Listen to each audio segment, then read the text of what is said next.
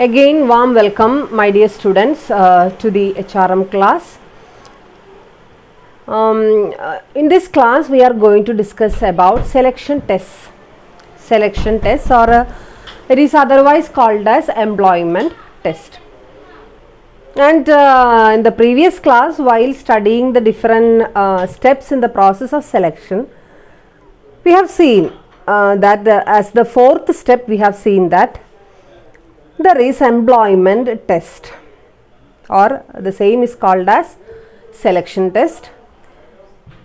And what's the meaning of this test, and for what purpose these tests are conducted, and അതാണ് നമ്മുടെ ഇന്നത്തെ topic എന്ന് പറയുന്നത്. And what do you mean by selection test? You know that test conducted for the purpose of selection is known as selection test. നമുക്കറിയാം അല്ലേ?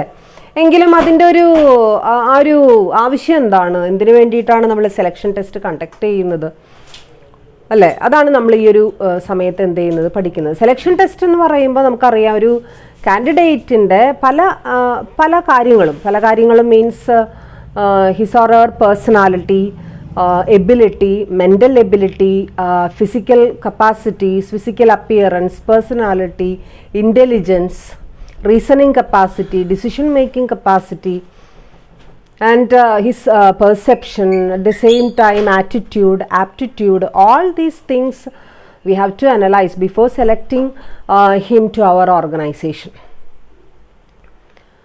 So in this selection test, and these tests are conducted in a systematic manner, and there is a clear cut objective for conducting this type of test. And the main objective is to select suitable candidates to our organization, the most suitable one. And nowadays, you know that lot of people are applying for a single vacancy, single job vacancy. Then we have to shortlist the candidates, and we have to ensure that the qualified persons or the apt persons are not denied, or they are not neglected, and we have selected the most suitable ones to our organization. ഇതൊക്കെ നമുക്ക് എന്ത് ചെയ്യേണ്ടതുണ്ട്, ensure ചെയ്യേണ്ടതുണ്ട്. Okay, so that's the importance of selection test, and the selection test is conducted in നേരത്തെ ഞാൻ പറഞ്ഞു, systematic ആയിട്ടുള്ള വഴിയിലൂടെ കൃത്യമായിട്ടുള്ള ഒബ്ജക്റ്റീവോട് കൂടി ആണ് എന്ത് കണ്ടക്ട് ചെയ്യപ്പെടുന്നത്, സെലക്ഷൻ ടെസ്റ്റ് കണ്ടക്ട് ചെയ്യപ്പെടുന്നത്. Okay, and here there are some important areas where we have to conduct the test, like we have to measure the candidates' abilities, skills, aptitudes, motivation, personality, attitude towards work, reasoning ability, decision making skills, etc. And it's a duty of the human resource manager to design the type of the test, and also when it should be conducted, where it should be conducted. All this must be decided by the human resource manager. So I think you got an idea about selection test. എന്തിനു വേണ്ടിയിട്ടാണ് നമ്മൾ selection test conduct ചെയ്യുന്നത്.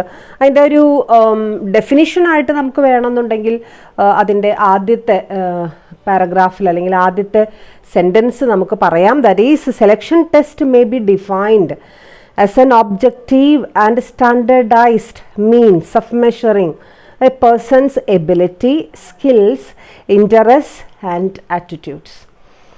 And this is the simple definition for selection test. Okay, then in this class we have to study the important types of selection test. പ്രധാനപ്പെട്ട selection ടെസ്റ്റുകൾ ഏതൊക്കെ എന്നുള്ളതാണ് നമുക്ക് ഈ ഒരു സമയത്ത് എന്ത് ചെയ്യേണ്ടത് പഠിക്കേണ്ടതുള്ളത്. We have to study the different types of test, and commonly and popularly we are using 5 important types of tests. 5 തരം ടെസ്റ്റുകളാണ് നമ്മൾ എന്ത് ചെയ്യുന്നത്, സാധാരണഗതിയിൽ യൂസ് ചെയ്യുന്നത്. And these tests are here. I have written the name of these tests. The first one is intelligence test. Second one, aptitude test. Third one is personality test. Fourth one is achievement test. And the last one is interest test. So these are the 5 important types of test, and the first of them is, and the most important of them is intelligence test.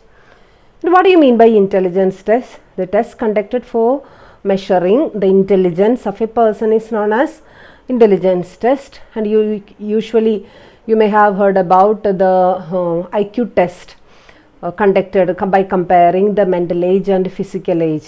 Mental age and physical age കൂടി compare ചെയ്ത് സാധാരണ IQ ടെസ്റ്റുകൾ നമ്മൾ എന്ത് ചെയ്യാറുണ്ട്, നടത്താറുണ്ട് അല്ലേ. ഇപ്പോൾ ഒരു 25 ഇയേഴ്സ് ആയിട്ടുള്ളൊരു കാൻഡിഡേറ്റിനെ സംബന്ധിച്ചിടത്തോളം ആ 25 ഇയേഴ്സിൽ ഒരാൾക്ക് വേണ്ട ബുദ്ധിശക്തി അതിനേക്കാൾ എത്ര കൂടുതൽ അയാൾ അക്വയർ ചെയ്യുന്നുണ്ട് എന്ന് നമുക്ക് എന്ത് ചെയ്യാൻ പറ്റും, ടെസ്റ്റ് ചെയ്ത് നോക്കാനായിട്ട് സാധിക്കും. By applying mathematical formulas we can find out that. Okay, likewise here we are using certain important types of, and the IQ test is an important measure, and likewise there are some important measures used for intelligence എന്ന് പറയുമ്പോൾ അവിടെ നമ്മൾ ബുദ്ധി എന്നുള്ളൊരു ചെറിയൊരു അർത്ഥത്തിൽ മാത്രമല്ല നമ്മൾ അതവിടെ യൂസ് ചെയ്യുന്നത്. ഇൻ്റലിജൻസ് എന്ന് പറയുമ്പോൾ നമ്മുടെ reasoning capacity, logical capacity, logical തിങ്കിങ്ങിനുള്ള കപ്പാസിറ്റി, ഡിസിഷൻ മേക്കിങ്ങിനുള്ള പവർ, കറേജിയസ് ആയിട്ട് നമ്മൾ സിറ്റുവേഷൻസ് നേരിടാനുള്ള നമ്മുടെ ആ ഒരു ബുദ്ധിശക്തി അല്ലെങ്കിൽ ആ ഒരു ധൈര്യം എന്നൊക്കെ വേണമെങ്കിൽ നമുക്ക് പറയാം. മെൻ്റലായിട്ടുള്ള നമ്മുടെ ആ ഒരു സ്റ്റെബിലിറ്റി, മെൻ്റൽ ഹെൽത്ത്, കാര്യങ്ങളെ വിവേചിച്ചറിയാനുള്ള ശക്തി, ഇതൊക്കെ ഇൻ്റലിജൻസ് എന്ന് പറയുന്ന ഒരു ചെറിയൊരു വാക്കിൽ നമ്മൾ എന്ത് ചെയ്യുന്നുണ്ട്, ഉൾക്കൊള്ളിക്കുന്നുണ്ട്. സോ അപ്പോൾ ഇൻ്റലിജൻസ് ടെസ്റ്റ് എന്ന് പറയുമ്പോൾ നമ്മൾ വെറുതെ IQ ടെസ്റ്റ് മാത്രം നടത്തി അത് കണ്ടുപിടിക്കുക എന്നുള്ളതല്ല. ഒരുപാട് ടെസ്റ്റുകൾ ഡെവലപ്പ് ചെയ്തിട്ടുണ്ട്, especially in psychological field. Psychology നമ്മൾ പഠിക്കുന്ന സമയത്ത് സൈക്കോളജിക്കലായിട്ടുള്ള ഒരുപാട് അപ്രോച്ചസ് നമ്മൾ ഇൻ്റലിജൻസ് അളക്കുന്നതിന് വേണ്ടിയിട്ടും, ഇപ്പോൾ ഒരു പിക്ചർ കാണിച്ചു കഴിഞ്ഞിട്ട് അതെങ്ങനെയാണ് അത് റെക്കഗ്നൈസ് ചെയ്യുന്നത്, ഒരു ഇൻകംപ്ലീറ്റ് ആയിട്ടുള്ള പിക്ചർ ഒരു വ്യക്തിയെ കാണിച്ചു കൊടുക്കുമ്പോൾ ആ പിക്ചറിനെ എങ്ങനെയാണ് അത് അയാൾ കംപ്ലീറ്റ് ചെയ്യുന്നത്, അല്ല അതുപോലെ ഇൻകംപ്ലീറ്റ് ആയിട്ടുള്ള സ്റ്റോറീസ്, ആ സ്റ്റോറീസിന് അയാൾ എങ്ങനെയാണ് കംപ്ലീറ്റ് ചെയ്യുന്നത്, മനസ്സിലായി. ഇപ്പോൾ മാത്രമല്ല, ഇപ്പോൾ ഒരു ഡയഗ്രാം കാണിച്ചു കൊടുത്തു കഴിഞ്ഞാൽ എങ്ങനെയാണ് അയാൾ അതിനെ ഇൻ്റർപ്രിറ്റ് ചെയ്യുന്നത്, അതൊക്കെ നോക്കിക്കഴിഞ്ഞാൽ നമുക്ക് മനസ്സിലാക്കാനായിട്ട് സാധിക്കും എങ്ങനെയാണ് ഏത് തരത്തിലുള്ള ബുദ്ധിയാണ് അയാൾ അക്വയർ ചെയ്യുന്നതെന്നുള്ളത്. മനസ്സിലായി. അപ്പോൾ ഈ രീതിയിൽ നമുക്ക് ഇൻ്റലിജൻസ് എന്ത് ചെയ്യാം, നമുക്ക് നോക്കാം. അവിടെ കുറച്ച് ഇൻ്റലിജൻസിൻ്റെ തന്നെ വിവിധ ഭാവങ്ങളായിട്ടുള്ള വിവിധ മേഖലകളായിട്ടുള്ള കാര്യങ്ങൾ അവിടെ പറയുന്നുണ്ട്. Especially memory is an important part of our intelligence. Memory capacity എന്ന് പറയുന്നത് വളരെ ഇമ്പോർട്ടൻ്റ് ആണ് അല്ലേ. ഓർമ്മശക്തി ഇൻ്റലിജൻസിൻ്റെ ഒരു ഭാഗമാണ്. Okay, then reasoning capacity, perception, communication ability, reaction to സിറ്റുവേഷനോട് എങ്ങനെ റിയാക്ട് ചെയ്യുന്നു. ചില ആൾക്കാർ റിയാക്ട് ചെയ്യേണ്ട സ്ഥലത്ത് റിയാക്ട് ചെയ്യില്ല, ചെയ്യേണ്ടാത്തോടത്ത് എന്ത് ചെയ്യും, റിയാക്ട് ചെയ്യും. അപ്പം അതുകൊണ്ട് കാര്യമില്ല. റിയാക്ഷൻ, ആ ഒരു പ്രതികരണം വരേണ്ടത് ആവശ്യമുള്ള സ്ഥലങ്ങളിലാണ്, ആവശ്യമില്ലാത്ത സ്ഥലത്ത് റിയാക്ട് ചെയ്തിട്ട് കാര്യമില്ല. And courage, self confidence, all these are the important specifications of this intelligence. ഇതൊക്കെ ടെസ്റ്റ് ചെയ്യാനായിട്ട് നമുക്ക് എന്ത് കണ്ടക്ട് ചെയ്യാവുന്നതാണ്, ഇൻ്റലിജൻസ് ടെസ്റ്റ് നമുക്ക് കണ്ടക്ട് ചെയ്യാവുന്നതാണ്. ഇൻ്റലിജൻസ് അളക്കാനായിട്ട് ഒരുപാട് മെഷേഴ്സ് ഉണ്ട്, ഒരുപാട് എന്താ പറയുക, ഒരുപാട് കാര്യങ്ങൾ, ഒരുപാട് ടൂൾസ് നമ്മൾ എന്ത് ചെയ്യുന്നുണ്ട്, യൂസ് ചെയ്യുന്നുണ്ട്. അതിലേതെങ്കിലും ടൂൾ യൂസ് ചെയ്തിട്ട് ഈ വക കാര്യങ്ങൾ നമുക്ക് എന്ത് ചെയ്യാൻ പറ്റും, കണ്ടുപിടിക്കാനായിട്ട് സാധിക്കും. ഓക്കെ, ഇനി രണ്ടാമത്തെ ടെസ്റ്റ് എന്ന് പറയുന്നത് എന്താ, ടെസ്റ്റിൻ്റെ പേരെന്തെന്നാ, and this test is known as aptitude test. Aptitude and what you mean by aptitude? നമ്മൾ രണ്ട് വാക്കുകൾ കേട്ടിട്ടുണ്ട് അല്ലേ, ആപ്റ്റിറ്റ്യൂഡും കേട്ടിട്ടുണ്ട്, ആപ്റ്റിറ്റ്യൂഡും കേട്ടിട്ടുണ്ട്.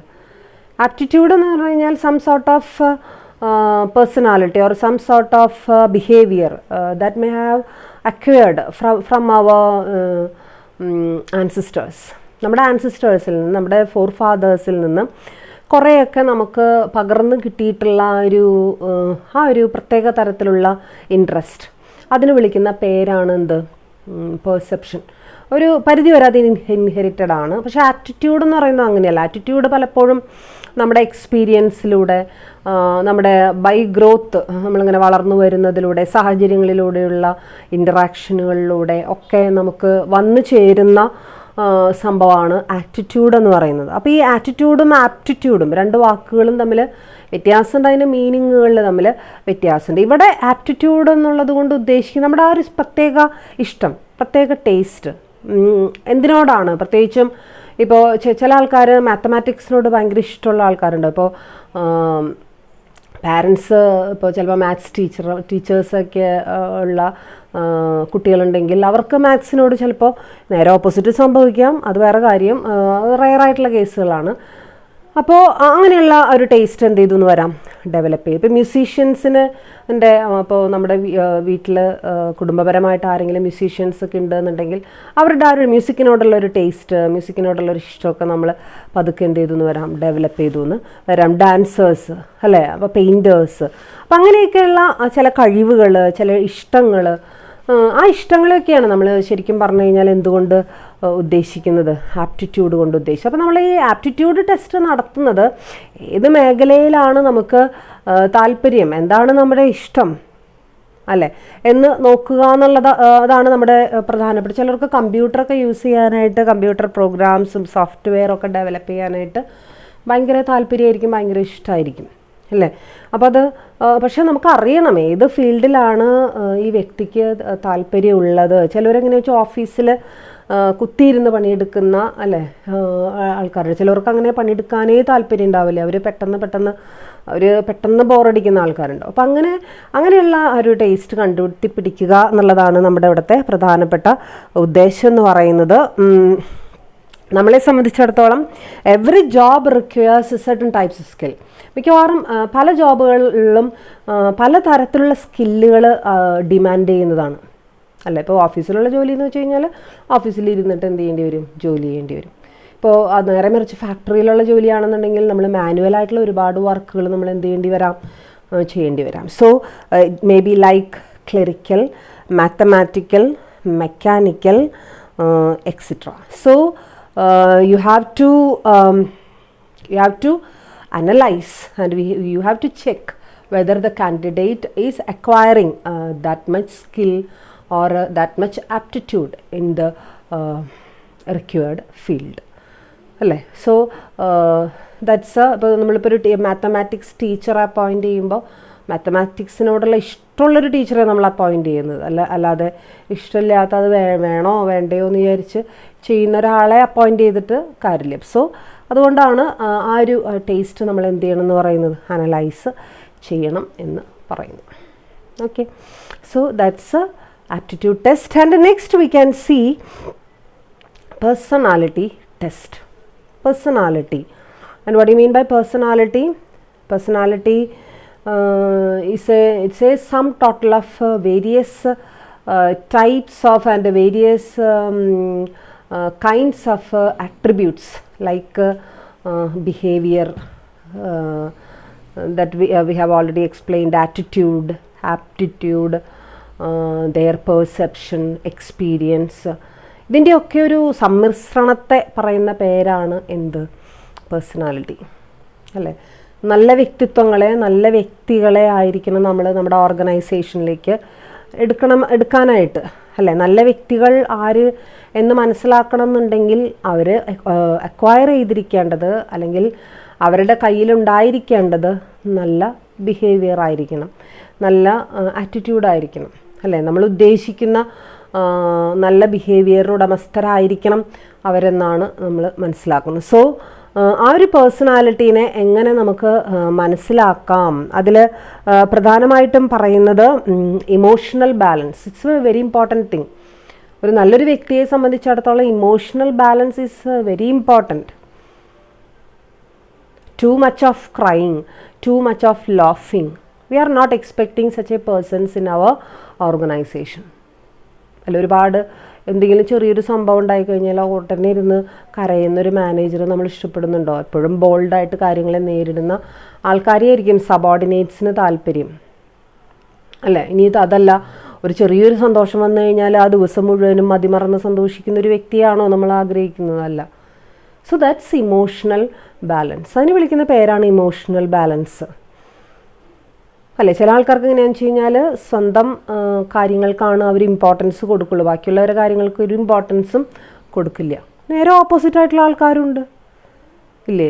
നമ്മൾ കണ്ടിട്ടുണ്ട്. അതായത് സ്വന്തം കാര്യം മാത്രം അവർ അവഗണിക്കും, ബാക്കിയുള്ളവരുടെ കാര്യം മാത്രം അവരെന്ത് ചെയ്യും, നോക്കും. ഇപ്പോൾ പല തരത്തിലുള്ള ആൾക്കാരുണ്ട്. ഇൻട്രോവേർട്സ് ഉണ്ട്, എക്സ്ട്രോവേർട്സ് ഉണ്ട്, കേട്ടിട്ടുണ്ടായിരിക്കും അല്ലേ? Introverts, extroverts. ഇൻട്രോവേർട്സ് വെച്ച് കഴിഞ്ഞാൽ നമ്മൾ പലപ്പോഴും ഷൈ ആയിട്ടുള്ള, അന്തർമുഖരായിട്ടുള്ള വ്യക്തികൾ. പല കാര്യങ്ങളും, പല നല്ല കാര്യങ്ങളും അവർ ഉള്ളിൽ വെച്ച് നടക്കുന്നു, പല അഭിപ്രായങ്ങളും അവർക്ക് പറയണം എന്നുണ്ട്, പല സജഷൻസും അവർക്ക് കൊടുക്കണം എന്നുണ്ട്. ബട്ട് അവരതൊന്നും എന്ത് ചെയ്യുന്നില്ല, ഇതിന് നേരെ ഓപ്പോസിറ്റ് ആൾക്കാരുണ്ട്. ചെറിയൊരു കാര്യം മനസ്സിൽ തോന്നുമ്പോഴേക്കും അത് ഓപ്പണായിട്ട് പറയുന്ന ആൾക്കാരുണ്ട്. അത് സജഷൻ ആയിക്കോട്ടെ, അവരുടെ കോൺഫ്ലിക്റ്റ് ആയിക്കോട്ടെ, എന്ത് പ്രശ്നങ്ങളായാലും അവരതെന്ത് ചെയ്യും, ഒരു ഇത് നോക്കാതെ തുറന്നു പറയും. ഇപ്പോൾ രണ്ട് എക്സ്ട്രീംസും നമ്മളെ സംബന്ധിച്ചിടത്തോളം ബുദ്ധിമുട്ടാണ്, അല്ലേ? അപ്പോൾ സോ പേഴ്സണാലിറ്റി അവിടെ നമ്മൾ ശ്രദ്ധിക്കേണ്ട കാര്യമാണ് നമ്മൾ പറഞ്ഞു വന്നത്. ഇമോഷണൽ ബാലൻസ് നമ്മൾ നോക്കണം. നമ്മുടെ ടെമ്പറമെൻറ്റ് എന്ന് വെച്ച് കഴിഞ്ഞാൽ എസ്പെഷ്യലി നമ്മൾ ഷോർട്ട് ടെമ്പേർഡ് ആവാൻ പാടില്ല. ഷോർട്ട് ടെമ്പേർഡ് എന്ന് വെച്ച് കഴിഞ്ഞാൽ എന്താ അർത്ഥം? ചെറിയൊരു കാര്യം കഴിക്കുമ്പോൾ ഭയങ്കരമായിട്ട് ദേഷ്യപ്പെടുന്ന ആൾക്കാരായി കഴിഞ്ഞാൽ ഭയങ്കര ബുദ്ധിമുട്ടാണ്, അല്ലേ? ഒരു സബോർഡിനേറ്റ്സിന് പേടിയാവും, കാരണം അടുത്തേക്ക് ചെല്ലാൻ തന്നെ പറ്റില്ല. കാരണം എന്തെങ്കിലും ചെറിയ കാര്യം പറയുമ്പോഴേക്കും ഇങ്ങോട്ട് ചാടി ഇങ്ങോട്ട് വീണ് കഴിഞ്ഞാൽ പിന്നെ എങ്ങനെയാണ് നമ്മൾ കാര്യങ്ങൾ പറയാം? വേറൊരു കുഴപ്പമില്ല, ഈ ഒരു പ്രശ്നം മാത്രമേ ഉള്ളൂ. അതുപോലെ മെച്യൂരിറ്റി, പല കാര്യങ്ങളിലും നമ്മൾ കാണിക്കുന്ന മെച്യൂർഡായിട്ടുള്ള ആ ഒരു ബിഹേവിയർ, അത് വളരെ ഇമ്പോർട്ടൻ്റ് ആണ്. Integrity is very important.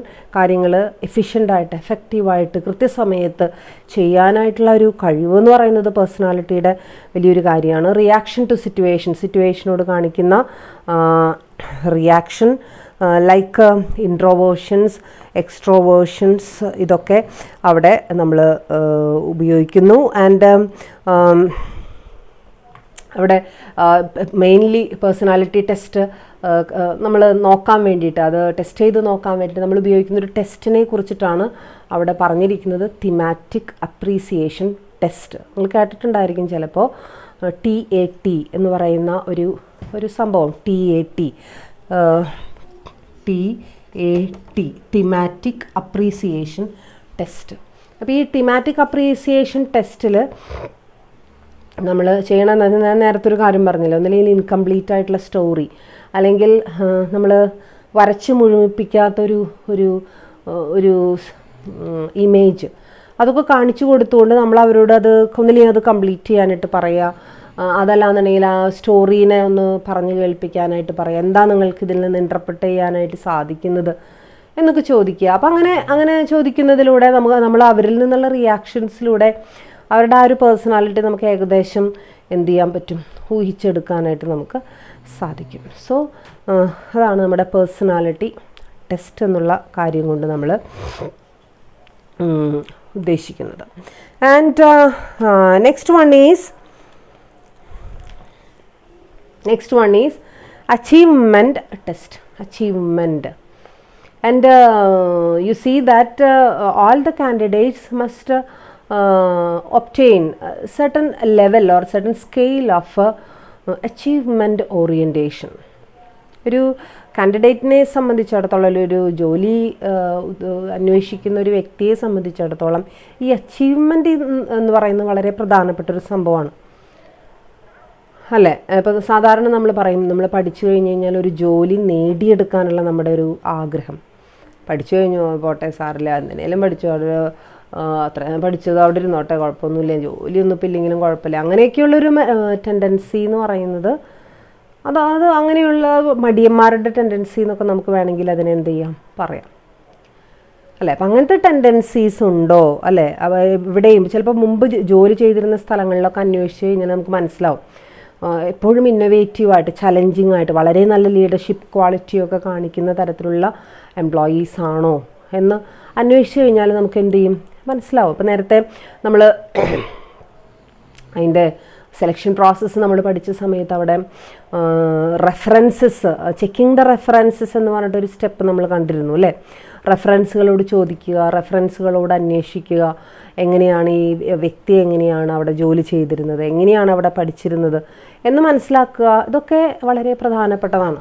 ആ റെഫറൻസുകൾ എന്ന് പറയുന്നത് വളരെ ഇമ്പോർട്ടൻസ് ഉള്ള സംഭവമാണ് അല്ലേ. അപ്പോൾ അതും ഈ ഒരു ഇതിൽ വരുന്നതാണ്. അപ്പോൾ അച്ചീവ്മെൻ്റ് ഓറിയൻറ്റേഷൻ എന്ന് പറയുന്നത് ഒരു പരിധി വരെ നമുക്ക് അത്, പക്ഷേ അത് ഓവറാവാനും പാടില്ല, അതും ബുദ്ധിമുട്ടാണ്. അച്ചീവ്മെൻ്റ് ഓറിയൻറ്റഡ് ആയിട്ടുള്ള ആൾക്കാരുടെ അത് ഹയസ്റ്റ് എക്സ്ട്രീമിലായി കഴിഞ്ഞ് കഴിഞ്ഞാൽ അവർ മറ്റാരെയും നോക്കില്ല, ഹ്യൂമൻ റിലേഷൻഷിപ്പിന് അവർ മൈൻഡ് ചെയ്യില്ല. ഓൺലി അതിൻ്റെ പ്രൊഡക്ടിവിറ്റി, കപ്പാസിറ്റി, വർക്ക്, ഇത് മാത്രമേ അവരെന്ത് ചെയ്യുള്ളൂ, കോൺസെൻട്രേറ്റ് ചെയ്യുള്ളൂ. അതേസമയം ഒരു പരിധി വരെ അത് വേണവും താനും.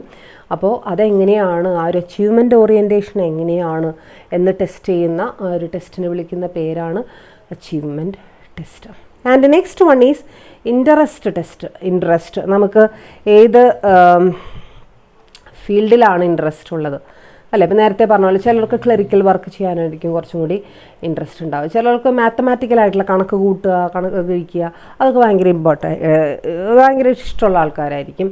അതല്ലാന്നുണ്ടെങ്കിൽ ചിലരെ സംബന്ധിച്ചിടത്തോളം ഇഷ്ടപ്പെട്ട മേഖല എന്ന് പറയുന്നത് ചിലപ്പോൾ മെക്കനൈസേഷൻ, മെഷീനറി ഫീൽഡിൽ, അത് കേടായ മെഷീനറി അഴിക്കുക, പരിശോധിക്കുക, നോക്കുക. അപ്പോൾ മെഷീനറി ആയിട്ട് അവർക്ക് നല്ല ബന്ധമുള്ള ആൾക്കാരായിരിക്കാം ചിലർ. അപ്പം അങ്ങനെ അവരുടെ ഇൻട്രസ്റ്റ് ഏത്, താല്പര്യം ഏത് കാര്യത്തിലാണ് എന്ന് അന്വേഷിക്കുന്ന, അതിനെക്കുറിച്ച് മനസ്സിലാക്കുന്ന. And this is done to identify specific interest, and on the basis of such interest jobs are assigned, and these include vocational tests.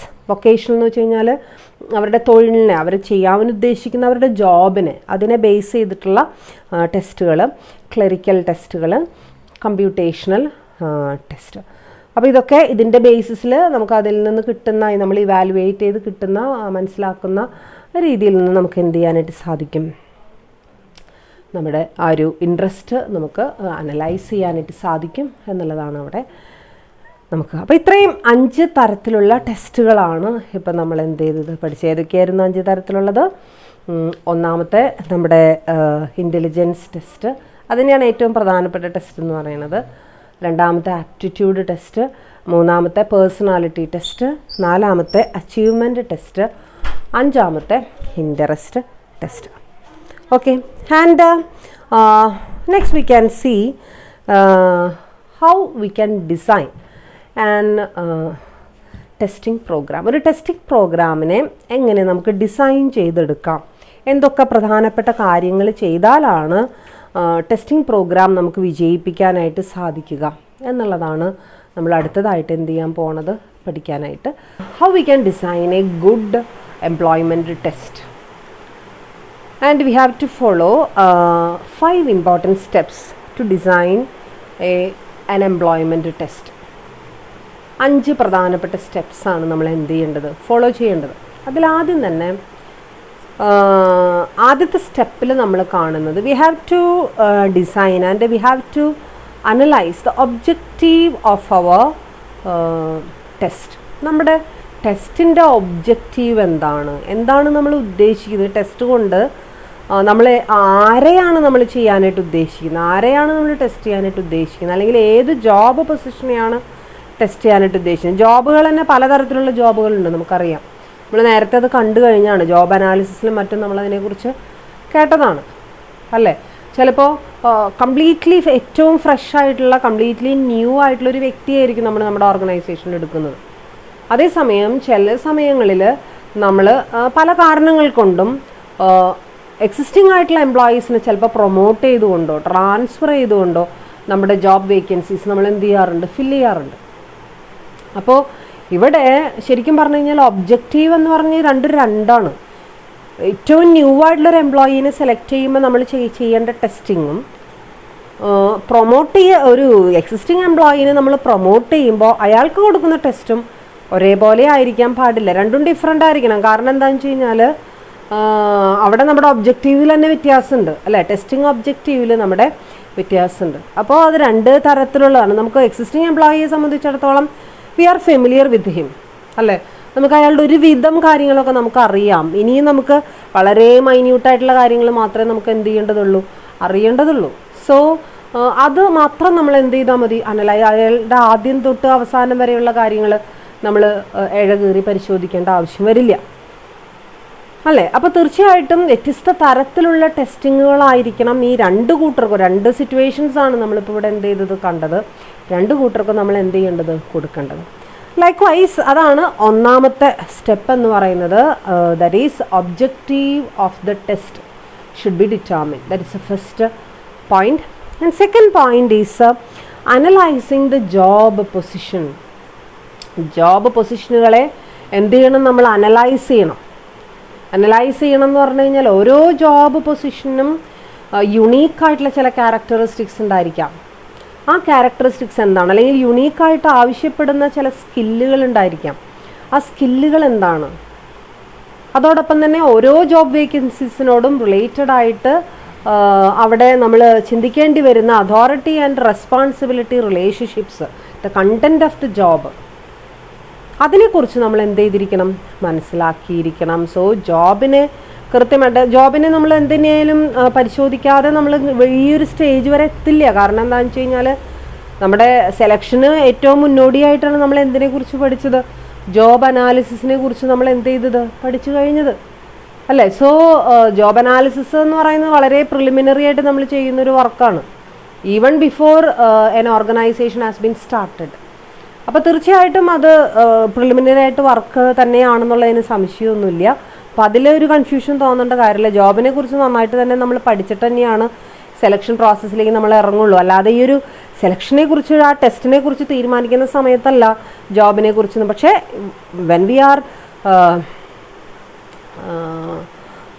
Analysing these steps, step by സ്റ്റെപ്പായിട്ട് നമ്മളിത് പറയുന്ന സമയത്ത് അവിടെ രണ്ടാമത്തെ സ്ഥാനത്ത്, രണ്ടാമത്തെ സ്റ്റെപ്പിൽ നമ്മൾ എന്തിനെക്കുറിച്ച് പറയുന്നു എന്ന് മാത്രം, ജോബിൻ്റെ അനാലിസിസിനെ കുറിച്ച് നമ്മൾ എന്ത് ചെയ്യാണ്, കൃത്യമായിട്ട് അതിൻ്റെ സ്കില്ലുകളും അതിനാവശ്യമുള്ള മെഷീനറികളും അതിൻ്റെ പ്രത്യേകമായിട്ട് ആവശ്യമുള്ള അതോറിറ്റി റെസ്പോൺസിബിലിറ്റി റിലേഷൻഷിപ്സും ഒക്കെ നമ്മൾ അവിടെ എന്ത് ചെയ്യാണ്, കാണണം. And next one is designing the test. That is a third important step. That is designing the test. We have to select the testing tool or testing technique. ആ മെത്തേഡ് നമ്മൾ ഏതാണെന്ന് വെച്ച് കഴിഞ്ഞാൽ നമ്മൾ എന്ത് ചെയ്യണം, സെലക്ട് ചെയ്യണം. സെലക്ട് ചെയ്യുമ്പോൾ വളരെയധികം കാര്യങ്ങൾ നമ്മൾ എന്ത് ചെയ്യേണ്ടതുണ്ട്, ശ്രദ്ധിക്കേണ്ടതുണ്ട്. It must be reliable. ആ ടെസ്റ്റ് റിലയബിൾ ആയിട്ടുള്ള ടെസ്റ്റ് ആയിരിക്കണം. ടെസ്റ്റ് നടത്തി കഴിഞ്ഞാൽ നമുക്ക് കിട്ടുന്ന റിസൾട്ട് നമുക്ക് റിലൈ ചെയ്യാൻ പറ്റുന്ന റിസൾട്ടായിരിക്കണം. വെറുതെ നമ്മൾ ടെസ്റ്റ് ചെയ്തു എന്ന് പറയാൻ വേണ്ടി മാത്രം എന്ത് ചെയ്യരുത്, ടെസ്റ്റ് ചെയ്യരുത്. ആക്യുറേറ്റ് ആയിട്ടുള്ള, ആഡിക്വേറ്റ് ആയിട്ടുള്ള, റിലൈ ചെയ്യാനായിട്ട് സാധിക്കുന്ന വയബിളായിട്ടുള്ള ടെസ്റ്റുകളായിരിക്കണം നമ്മൾ എന്ത് ചെയ്യേണ്ടത്, ഫോളോ ചെയ്യേണ്ടത്. മാത്രമല്ല അവിടെ ശ്രദ്ധിക്കേണ്ട ഒരു കാര്യം, ടെസ്റ്റുകൾ കണ്ടക്ട് ചെയ്യുന്ന സമയത്ത് നമ്മുടെ ഫിനാൻഷ്യൽ കപ്പാസിറ്റിക്ക്, ഫിനാൻഷ്യൽ സ്ട്രെങ്ത്തിന് ഒതുങ്ങുന്ന രീതിയിലുള്ള ആ ഒരു ടെസ്റ്റിംഗ് മാത്രമേ നമ്മൾ എന്ത് ചെയ്യാൻ പാടുള്ളൂ, ചെയ്യാനായിട്ട് പാടുള്ളൂ. ഓക്കെ, അപ്പോൾ അതാണ് മൂന്നാമത്തെ സ്റ്റെപ്പായിട്ട് നമ്മൾ പറയുന്നത്. So designing of the step, the test must be valid ആയിട്ടുള്ള ടെസ്റ്റ് ആയിരിക്കണം, റിലയബിൾ ആയിരിക്കണം, ഈസിലി അഡ്മിനിസ്റ്റേർഡ് ആയിരിക്കണം. What you mean by easily administering? ഒരു ടെസ്റ്റ് നമ്മൾ എടുത്തു കഴിഞ്ഞാൽ ആ ടെസ്റ്റ് നമുക്ക് നമ്മുടെ ആർക്കാണോ നമ്മൾ കൊടുക്കേണ്ടത്, ഏത് കാൻഡിഡേറ്റ്സിനാണോ അത് അപ്ലൈ ചെയ്യേണ്ടത്, നമുക്ക് ഈസിലി അപ്ലൈ ചെയ്യാൻ പറ്റണം. ഇത് അവരോട് ഈ ഒരു നോക്കി ഇത് എങ്ങനെയാണ് ഇത് കംപ്ലീറ്റ് ചെയ്യാനായിട്ട് സാധിക്കുക, അത് അവർ കംപ്ലീറ്റ് ചെയ്യാൻ നിൽക്കാതെ അവർ പുറംതിരിഞ്ഞ് പോവുകയാണെന്നുണ്ടെങ്കിൽ നമുക്ക് ആ ടെസ്റ്റ് സെലക്ട് ചെയ്തു എന്ന് പറഞ്ഞിട്ട് യാതൊരു കാര്യമില്ല അല്ല. ഈസിലി അതെന്ത് ചെയ്യാൻ പറ്റണം, നമുക്ക് അവരെ കൊണ്ട് ചെയ്യിപ്പിക്കാൻ നമുക്ക് സാധിക്കണം. അങ്ങനെ ഈസിലി ആയിട്ടുള്ള ടെസ്റ്റുകൾ മാത്രം, വല്ലാതെ കോംപ്ലിക്കേറ്റഡ് ആയിട്ടുള്ള ടെസ്റ്റുകളൊക്കെ കൊണ്ടുവന്ന് ഒന്നാമത് അവർക്ക് മനസ്സിലാവണമെന്നില്ല അല്ലേ, മനസ്സിലായി കഴിഞ്ഞാൽ തന്നെ അവർ ചെയ്യണമെന്നില്ല. അപ്പോൾ മനസ്സിലാക്കുകയും വേണം, ഈസിലി അത് അണ്ടർസ്റ്റാൻഡബിൾ ആയിരിക്കണം. At the same time easily അവരെ കൊണ്ട് ചെയ്യാൻ പറ്റുന്ന ടൈപ്പ് ഓഫ് ടെസ്റ്റുകളായിരിക്കണം നമ്മൾ എന്ത് ചെയ്യേണ്ടത്, സെലക്ട് ചെയ്യേണ്ടത്. And next one is conducting of test. Okay, conducting of test means we have to administer the text, we have to conduct the test. Conduct ചെയ്യുമ്പോൾ ശ്രദ്ധിക്കേണ്ടത് ഒരേ കാറ്റഗറിയിലുള്ള ആൾക്കാർക്ക്, ഒരേ കാറ്റഗറിയിലുള്ള കാൻഡിഡേറ്റ്സിന് ഒരേ രീതിയിലുള്ള ടെസ്റ്റ് തന്നെ യൂണിഫോം ആയിട്ടുള്ള പാറ്റേണിൽ തന്നെ അപ്ലൈ ചെയ്യാനായിട്ട് നമ്മൾ എന്ത് ചെയ്യേണ്ടതുണ്ട്, ശ്രദ്ധിക്കേണ്ടതുണ്ട്. പലർക്കും പല രീതിയിലുള്ള ഒരേ കാറ്റഗറിയിൽ വരുന്ന, ഒരേ ജോബ് വേക്കൻസിയിൽ വരുന്ന ആൾക്കാർക്ക് വിവിധ ടെസ്റ്റുകൾ നമ്മൾ എന്ത് ചെയ്യരുത്, അപ്ലൈ ചെയ്യരുത്. ഇപ്പം നമുക്ക് അത് അറിയാവുന്ന കാര്യമാണ്. ഇപ്പോൾ നമ്മളൊരു റിട്ടൺ ടെസ്റ്റ് നമ്മൾ കണ്ടക്ട് ചെയ്തു. റിട്ടൺ ടെസ്റ്റ് എന്ന് പറയുന്നതും ഒരു ടൈപ്പ് ഓഫ് ടെസ്റ്റാണ് അല്ലേ. ഇപ്പോൾ റിട്ടൺ ടെസ്റ്റ് എന്ന് പറയുന്നത് നമുക്ക് 100 കാൻഡിഡേറ്റ്സ് ഉണ്ട്. ആ 100 കാൻഡിഡേറ്റ്സിനൊരു 4 ക്വസ്റ്റ്യൻ പേപ്പറാണോ നമ്മൾ കൊടുക്കാറ്? അല്ല 100 കാൻഡിഡേറ്റ്സ് ഉണ്ടെങ്കിൽ ഒരേ ജോബ് വേക്കൻസി ആണെങ്കിൽ ഒറ്റ ക്വസ്റ്റ്യൻ പേപ്പർ കൊടുക്കാൻ പാടുള്ളൂ. അതാണ് നിയമം അല്ലേ. പിന്നെ അതിലെന്തെങ്കിലും പ്രശ്നങ്ങൾ ഉണ്ടായിക്കഴിഞ്ഞാലോ ഓട്ടോമാറ്റിക്കലി കാൻഡിഡേറ്റ്സിൻ്റെ ഭാഗത്തു നിന്ന് എന്ത് വരും, കംപ്ലയിൻസ് വരും. Okay, then conducting of the test is very important. And last one is test conduct ചെയ്യുന്നത് മാത്രമല്ല, we have to evaluate the test. നമുക്ക് എന്ത് ചെയ്യാൻ സാധിക്കണം, ടെസ്റ്റിനെ ഇവാലുവേറ്റ് ചെയ്യാനായിട്ട് സാധിക്കണം. അതിൽ നിന്ന് റിസൾട്ട്സുകൾ എടുക്കാൻ പറ്റണം. ആ റിസൾട്ടുകളെ നമുക്ക് ഇൻ്റർപ്രറ്റ് ചെയ്യാനായിട്ട് സാധിക്കണം. അതിനുള്ള മെക്കാനിസം നമ്മുടെ ഓർഗനൈസേഷനിൽ ഉണ്ടായിരിക്കണം. At the same time we should see that whether the selected test is a good test. അതും കൂടി നമ്മൾ മനസ്സിലാക്കണം. ആൻഡ് അത് ശരിയായില്ല എന്ന് തോന്നുകയാണെന്നുണ്ടെങ്കിൽ ഒരു റിവിഷൻ ആ സമയത്ത് നമുക്ക് എന്ത് ചെയ്യാൻ പറ്റണം, നടപ്പിലാക്കാൻ സാധിക്കണം. So these are the important steps in the selection test process. Selection test conduct ചെയ്യുമ്പോൾ ഏതൊക്കെയാണ് നമ്മൾ കണ്ടത്? We have to analyse. First സ്റ്റെപ്പിൽ നമ്മൾ കണ്ടത് ഒബ്ജക്റ്റീവ്സ് എന്താണ് എന്നുള്ളത് തീരുമാനിക്കണം. ടെസ്റ്റിൻ്റെ ഉദ്ദേശം എന്താണ് എന്നുള്ളത് തീരുമാനിക്കുക. രണ്ടാമതായിട്ട് നമ്മൾ കണ്ടത് ജോബ് പൊസിഷൻസിനെ അനലൈസ് ചെയ്യുക അല്ലേ, ജോബ് പൊസിഷൻ അനലൈസ് ചെയ്യുക. മൂന്നാമതായിട്ട് നമ്മൾ കണ്ടത് ടെസ്റ്റിനെ ഡിസൈൻ ചെയ്യുക. നാലാമതായിട്ട് നമ്മൾ കണ്ടത് ടെസ്റ്റിനെ കണ്ടക്ട് ചെയ്യുക. അഞ്ചാമതായിട്ട് കണ്ടത് ടെസ്റ്റ് മെത്തേഡിനെ ഇവാലുവേറ്റ് ചെയ്യുക. ഓക്കെ, ഇനി നമുക്ക് നോക്കാനുള്ളത് ഈ ഒരു ടെസ്റ്റിംഗ് നടത്തുന്നത് കൊണ്ട് അല്ലെങ്കിൽ എംപ്ലോയ്മെൻറ്റ് ടെസ്റ്റ് കണ്ടക്ട് ചെയ്യുന്നത് കൊണ്ട് എന്താണ് ഗുണം, എന്താണ് നമ്മളെ സംബന്ധിച്ചിടത്തോളം അവിടെ എന്ത് ലാഭമാണ് നമുക്ക് ഉണ്ടാകുന്നത്, ഓർഗനൈസേഷൻ ഉണ്ടാകുന്ന നേട്ടങ്ങൾ എന്തൊക്കെയാണ്. അതല്ല അതിൻ്റെ നേരെ ഓപ്പോസിറ്റ് സൈഡ് നമ്മൾ നോക്കിക്കഴിഞ്ഞാൽ കാൻഡിഡേറ്റ്സിന് എന്തൊക്കെ ഗുണങ്ങളാണ് ഈ ഒരു എംപ്ലോയ്മെൻറ്റ് ടെസ്റ്റിലൂടെ ലഭിക്കുന്നത്, അത് വളരെയധികം പ്രധാനം. And what are the advantages of employment test? എന്തൊക്കെയാണ് എംപ്ലോയ്മെൻറ്റ് ടെസ്റ്റുകളുടെ അഡ്വാൻറ്റേജസ്? നമുക്കറിയാം എംപ്ലോയ്മെൻറ്റ് ടെസ്റ്റ് നടത്തുന്നതിലൂടെ കുറച്ചും കൂടി ഈസി ആയിട്ട്, കുറച്ചും കൂടി ടൈം, വെരി ലെസ് ടൈം എടുത്തുകൊണ്ട് അല്ലെങ്കിൽ ടൈം സേവ് ചെയ്തുകൊണ്ട് കുറച്ച് പൈസയുടെ സഹായത്തോടു കൂടി നമുക്ക് കുറച്ച് എക്സ്പെർട്ടൈസ് നമ്മൾ യൂസ് ചെയ്ത് കഴിഞ്ഞാൽ വളരെ ഗംഭീരമായിട്ട് നമുക്ക് എംപ്ലോയ്മെൻറ്റ് ടെസ്റ്റുകൾ എന്ത് ചെയ്യാൻ പറ്റും, കണ്ടക്ട് ചെയ്യാനായിട്ട് സാധിക്കും. മാത്രമല്ല അതിലൂടെ നമുക്ക് ഏറ്റവും സ്യൂട്ടബിൾ ആയിട്ടുള്ള, നമുക്കറിയാം ആപ്ലിക്കേഷൻ ഫോംസ് കിട്ടുന്നതിലൂടെ അല്ലെങ്കിൽ നമ്മൾ ആ സെലക്ഷൻ പ്രോസസ്സിൽ ആദ്യത്തെ സ്റ്റെപ്പ് നമ്മൾ പഠിച്ചത് റെസിപ്റ്റ് ഓഫ് ആപ്ലിക്കേഷൻ ഫോമാണ്. ആദ്യത്തെ സ്റ്റെപ്പല്ല, രണ്ടാമത്തെ സ്റ്റെപ്പായിട്ട് നമ്മൾ പഠിച്ചത്. അങ്ങനെ ആപ്ലിക്കേഷൻ ഫോം റിസീവ് ചെയ്യുന്നതിലൂടെ ശരിക്കും പറഞ്ഞു കഴിഞ്ഞാൽ ഒന്നും നമുക്ക് ഒരു ഐഡിയ നമുക്ക് കിട്ടില്ല അല്ലേ. ഒരാളുടെ ആപ്ലിക്കേഷൻ ഫോം ലഭിച്ചു എന്ന് പറഞ്ഞിട്ട് നമുക്ക് അയാളുടെ അതിൽ എഴുതി വെച്ചിരിക്കുന്ന കാര്യങ്ങൾ കണ്ടിട്ട് അയാളെ അപ്പോയിൻറ്റ് ചെയ്യാനോ അല്ലെങ്കിൽ അയാളെ വേണ്ടാന്ന് വെക്കാനോ ഒന്നും നമുക്ക്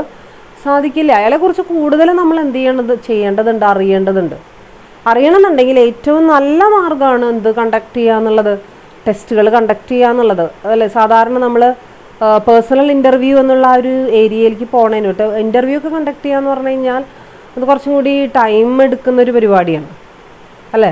അത് കുറച്ചും കൂടി എക്സ്പെർട്ടൈസ് ആവശ്യമുള്ളൊരു പരിപാടിയാണ്. അതേസമയം ഈ പ്രത്യേകിച്ച് ടെസ്റ്റുകൾ എന്ന് പറയുമ്പോൾ അവിടെ ഏറ്റവും നമുക്ക് ആദ്യം ഓർമ്മ വരേണ്ടത് റിട്ടൺ ടെസ്റ്റിൻ്റെ കാര്യമാണ്. ഇപ്പോൾ റിട്ടൺ ടെസ്റ്റൊക്കെ കണ്ടക്ട് ചെയ്യുന്ന സമയത്ത് ഒറ്റയടിക്ക് നമുക്ക് ഒരുപാട് പേരെ നമുക്ക് എന്ത് ചെയ്യാം, നമുക്ക് അവരെ അനലൈസ് ചെയ്യാനായിട്ടുള്ളൊരു വഴിയാണത്. വലിയ സമയമൊന്നും എടുക്കില്ല അല്ലേ. ആയിരക്കണക്കിന് ആൾക്കാർ ഒരേ സമയം പരീക്ഷ എഴുതിയിട്ട് എന്ത് ചെയ്യും, പോവും. ഒരേ ടൂൾ തന്നെയാണ് അവിടെ എന്ത് ചെയ്യണത്, അപ്ലൈ ചെയ്യപ്പെടുന്നത് വളരെ യൂണിഫോം ആയിട്ടുള്ള രീതിയിൽ, സ്റ്റാൻഡർഡൈസ്ഡ് ആയിട്ടുള്ള രീതി. അതേസമയം അതിൻ്റെ റിസൾട്ട്സ് നമുക്ക് എത്രയും പെട്ടെന്ന് നമുക്ക് അച്ചീവ് ചെയ്യാനും സാധിക്കും. അതിനനുസരിച്ച് നമുക്ക് ആൾക്കാരെ വിലയിരുത്താനായിട്ട് സാധിക്കും. നമ്മുടെ പ്രോസസ്സ് എളുപ്പത്തിൽ നമുക്ക് എന്ത് ചെയ്യാൻ പറ്റും, കൊണ്ടുപോകാനും സാധിക്കും അല്ലേ. അപ്പോൾ തീർച്ചയായിട്ടും ഈ ഒരു സെലക്ഷൻ പ്രോസസ്സിലൂടെ അല്ലെങ്കിൽ ഈ ഒരു ടെസ്റ്റിംഗ് പ്രോസസ്സിലൂടെ നല്ല ക്വാളിറ്റിയുള്ള ആൾക്കാരെ നമുക്ക് ലഭിക്കാനാണ്. മാത്രമല്ല അതിൻ്റെ ഒരു റിട്ടേൺ ടെസ്റ്റൊക്കെ കണ്ടക്ട് ചെയ്യുന്നതുകൊണ്ട് മെയിനായിട്ടുള്ള ഉദ്ദേശം എന്ന് പറയുന്നത് ആൾക്കാരുടെ എണ്ണം കുറയ്ക്കുക എന്നുള്ളതാണ്. അതാണ് ഏറ്റവും പ്രധാനപ്പെട്ട ഉദ്ദേശം എന്ന് പറയുന്നത് അല്ലേ. അതൊരു പരിധിവരെ സക്സസ്ഫുള്ളാണ്. ഈ ടെസ്റ്റുകളൊക്കെ കണ്ടക്ട് ചെയ്യുന്നതിലൂടെ നമുക്ക് എന്ത് ചെയ്യാനായിട്ട് സാധിക്കുന്നുണ്ട്, കാൻഡിഡേറ്റ്സിൻ്റെ എണ്ണത്തിനെ വളരെ കാര്യമായിട്ട് കുറയ്ക്കാനായിട്ട്, അല്ലെങ്കിൽ ആ ഷോർട്ട് ലിസ്റ്റിംഗ് എന്ന് പറയുന്ന പ്രോസസ്സ് എളുപ്പത്തിൽ അവിടെ എന്ത് ചെയ്യപ്പെടുന്നുണ്ട്, നടക്കുന്നുണ്ട് എന്നുള്ളതാണ് അവിടുത്തെ ഒരു കാര്യം. So these are the advantages of employment test. Test can reveal certain traits or qualities not stated in the application form. Application ഫോമിൽ സ്റ്റേറ്റ് ചെയ്യപ്പെടാത്ത, പറഞ്ഞിട്ടില്ലാത്ത പല കാര്യങ്ങളും കണ്ടുപിടിക്കാനായിട്ട് നമുക്ക് എളുപ്പത്തിൽ യൂസ് ചെയ്യാൻ പറ്റുന്ന ഒരു മെത്തേഡാണ് എന്തെന്ന് പറയുന്നത്, സെലക്ഷൻ ടെസ്റ്റ് എന്ന് പറയുന്നത്. At the same time these are instruments to measure the important traits that the candidates must possess to discharge a job function. ഒരു പ്രത്യേക ജോബ് നമുക്ക് ഫങ്ഷൻ ചെയ്യണമെന്നുണ്ടെങ്കിൽ, അത് ചെയ്യണമെന്നുണ്ടെങ്കിൽ നമ്മൾക്ക് ഉണ്ടായിരിക്കേണ്ട പ്രത്യേക ട്രേറ്റ് എന്നുള്ള വാക്ക് നിങ്ങൾ കേട്ടിട്ടുണ്ടായിരിക്കും അല്ലേ. ട്രേറ്റ് എന്ന് പറഞ്ഞു കഴിഞ്ഞാൽ എന്താ അർത്ഥം, സ്പെഷ്യലി ഡിസ്റ്റിങ്വിഷ്ഡ് ആയിട്ടുള്ള ബിഹേവിയർ, അതാണ് ട്രേറ്റ് എന്ന് പറയുന്നത്. അതായത് ഒരു ജോബ് പെർഫോം ചെയ്യണമെന്നുണ്ടെങ്കിൽ ആ വ്യക്തിക്ക് വേണ്ട ഡിസ്റ്റിങ്വിഷ്ഡ് ബിഹേവിയർ, ഡിസ്റ്റിങ്വിഷ്ഡ് ആയിട്ടുള്ള സ്കില്ല്, അതാണ് ട്രേറ്റ് എന്ന് പറയുന്നത്. ആ ട്രേറ്റുകളെ കണ്ടെത്താനായിട്ട് പലപ്പോഴും നമ്മളെ സഹായിക്കുന്നത് എന്ത് തന്നെയാണ്, ടെസ്റ്റുകൾ തന്നെയാണ്. And these are instruments that simplify the selection process by short listing only the eligible candidates.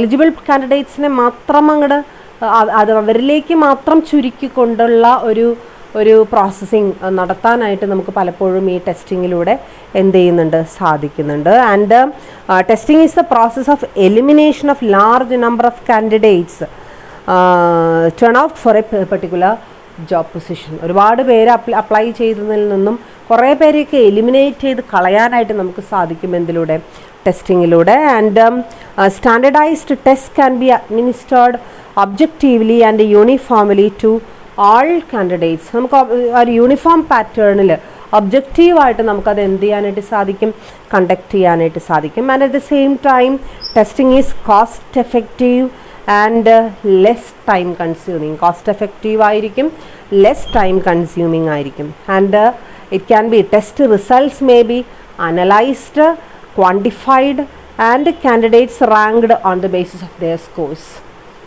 Analyse ചെയ്യാൻ എളുപ്പമാണ്, അറ്റ് ദ സെയിം അതിനെ ക്വാണ്ടിഫൈ ചെയ്യാമെന്ന് വെച്ച് കഴിഞ്ഞാൽ കുറച്ചും കൂടി ഒരു കോൺക്രീറ്റ് ആയിട്ടുള്ള എവിഡൻസ് ആയി അല്ലേ. പലപ്പോഴും നമ്മൾ റാങ്ക് ലിസ്റ്റുകൾ തയ്യാറാക്കാറുണ്ട്.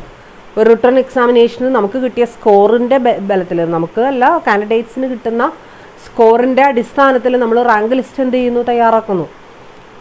ആ റാങ്ക് ലിസ്റ്റ് തയ്യാറാക്കുന്നതിലൂടെ നമുക്ക് എന്ത് ചെയ്യാനായിട്ട് സാധിക്കും, മനസ്സിലാക്കാനായിട്ട് സാധിക്കും ആർക്കാണ് കൂടുതൽ സ്കില്ല്, ആർക്കാണ് കുറവ് സ്കില്ലെന്ന് കൃത്യമായിട്ട് നമുക്ക്. അവിടെ വേറെ പ്രശ്നങ്ങളൊന്നുമില്ല, അവിടെ വേറെ കാര്യങ്ങളൊന്നും, അവിടെ ഒരു ലൂപ്പ് ഹോൾസും ഇല്ലാതെ നമുക്ക് ആ റാങ്കിങ് ഓർഡർ പ്രിപ്പയർ ചെയ്യാനായിട്ട് സാധിക്കും അല്ലേ. സോ അനാലിസിസിനും ആ ഒരു ക്വാണ്ടിഫിക്കേഷനും ഒക്കെ എളുപ്പത്തിൽ ചെയ്യാനായിട്ട് സാധിക്കുമെന്നുള്ളതും എന്തിൻ്റെ ഒരു പ്രത്യേകതയാണ്, ഈ ഒരു എംപ്ലോയ്മെൻറ്റ് ടെസ്റ്റിൻ്റെ പ്രത്യേകത.